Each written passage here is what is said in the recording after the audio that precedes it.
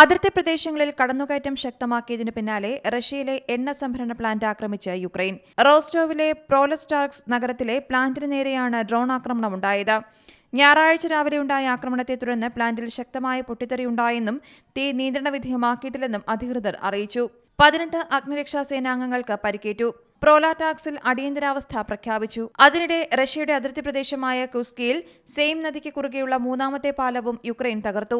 കുർസ്കിയിൽ തങ്ങൾ ലക്ഷ്യം കൈവരിച്ച് മുന്നേറുകയാണെന്ന് Ukraine president Vladimir Zelensky പറഞ്ഞു. കുർസ്കിൽ ഇതുവരെ പിടിച്ചെടുത്ത 1150 ചതുരശ്ര കിലോമീറ്ററിലേറെ പ്രദേശത്ത് ബഫർ സോൺ സൃഷ്ടിക്കാനും യുക്രൈന് പദ്ധതിയുണ്ട്.